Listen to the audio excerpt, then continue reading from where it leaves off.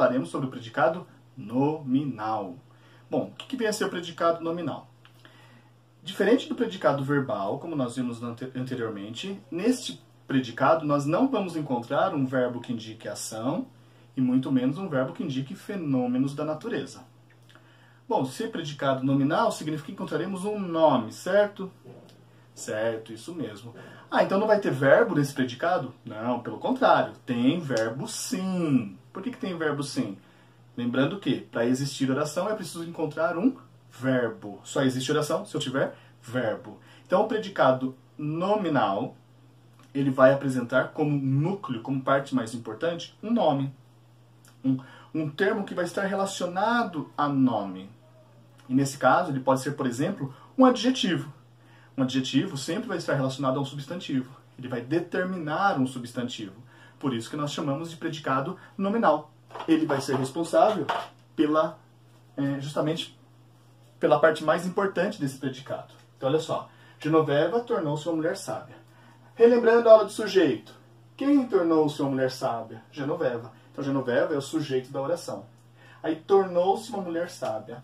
O verbo tornar-se vai nos dar a ideia de estado, de mudança de estado. E aí, olha só que interessante. Mulher sábia, toda a expressão, nos dá essa ideia de uma característica de Genoveva. Roberval permanecia calado. Calado, um adjetivo, dando uma característica para Roberval. E todos estavam ansiosos. Ansiosos, uma característica para todos. Percebam que esses verbos vão nos dar essa ideia de estado ou mudança de estado. Então, quando a gente pensa em verbos que dão essa ideia de estado, ele não vai ser a parte mais importante do predicado.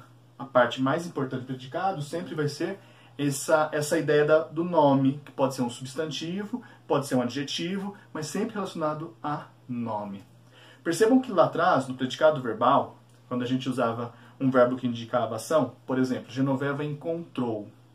O verbo encontrar, por si só, ele já nos dá essa ideia de noção. Em cima dele eu já percebo qual é o significado dele. Quando eu digo, por exemplo, quando eu disse, por exemplo, que Roberval foi à feira, né? Roberval vai à feira, o verbo ir também nos dá essa ideia de que você está em algum lugar e vai para outro. Então o verbo ir, por si só, já tem uma noção. Ele é chamado, por isso, de um verbo nocional. Já os verbos que indicam estado, que exprimem estado, eles não têm essa noção. Eles sempre vão precisar de um termo depois deles para complementar essa ideia. Então, por exemplo, tornar-se. Ah, legal, da ideia de mudança. Mas mudança em quê? Vai faltar alguma coisa dentro do verbo que não tem noção. Permanecer, estar, ser. Então, são os verbos que indicam estado e que precisam de um termo ao lado deles ali para dar mais noção para o sentido desse verbo. Portanto, eles são verbos não nocionais e, por isso, quem é que comanda a questão do predicado é justamente o nome, a palavra que está relacionada ao substantivo ou adjetivo. Tudo bem? Bom, essa foi nossa aula, então, sobre complemento... essa foi nossa aula, então, sobre predicado nominal. E na próxima a gente vai falar sobre o predicado verbo nominal. É o predicado que tem duas possibilidades de ter dois núcleos. Pode ter um verbo nocional, um verbo que tem noção, lá do predicado verbal, e um nome relacionado ao adjetivo, ao substantivo, dando a ideia, então, ao predicado nominal.